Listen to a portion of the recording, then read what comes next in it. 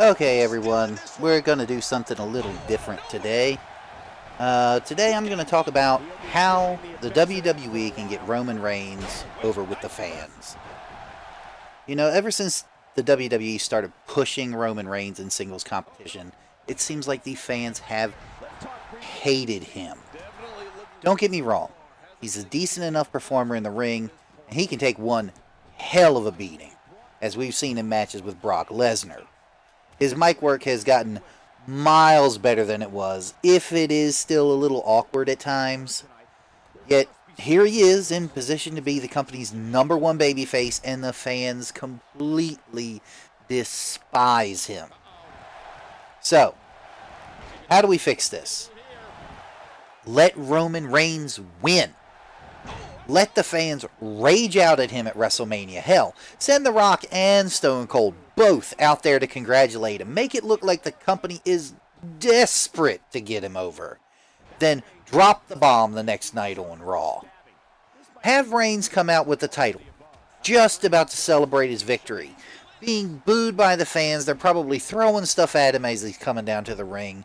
Then before he can say the word, as soon as he grabs the mic and turns around, before he can say a word, Triple H comes out, running his mouth, saying that Reigns stole the belt, all this and that, and informing Roman Reigns he's invoking his rematch clause tonight. The only words that need to come out of Roman's mouth are, "It's on." And have your little build-up as the night goes on.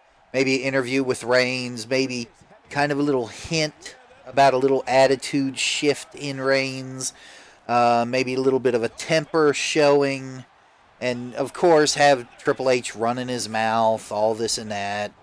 Usual thing, trying to get something set up to give him the advantage. Then later on in the night, the main event, Triple H comes out, the new champion Roman Reigns comes out. Their match starts out like any other, brawling back and forth in the ring, then finally tumbling to the outside. Once outside, though, the whole storyline gets turned on its head. Reigns takes a few hard hits from Triple H, followed by a desperate reversal. He staggers over into the announcer's area, looking groggy. Triple H comes over to grab him, and Reigns has a chair. Jams it into Triple H's ribs and just slams it flat across his back right in front of the referee, getting disqualified, leaving him the champion. And then he just grabs the belt, lifts it once over his head, standing over Triple H, and walks out without another word, leaving the last image on Raw, a beaten, stunned Triple H looking up the ramp at the retreating Roman Reigns. Then just spend some time building him as a heel. Someone the fans turn their back on. Make him into everything that the internet fans say they want John Cena to be. Then, when Cena comes back, have the two of them feud for the championship.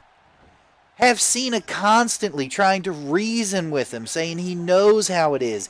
He's been there himself, but time after time, Roman just ignores his advice. They have their matches. Roman slips away with the championship time and time again. Whether it's a clean victory, whether it's a DQ, whether it's a countout, he always gets away with the belt. Essentially, make Roman Reigns the next Rock. They hated The Rock as a face. I was there. I remember the "Die Rocky Die" chants back when he was Rocky Maivia. They loved him as a heel. And then later when they turned him face again, the fans just ate it up. Do this with Reigns. He can do this. He can talk. Don't script him. Let the man speak from the heart. Let him be himself with the volume turned up. That's the key. That's the it factor that so many of these older wrestlers have that they don't have today. Just work with him on the mic skills a little bit. Bleed that. have bore the brunt of the attack.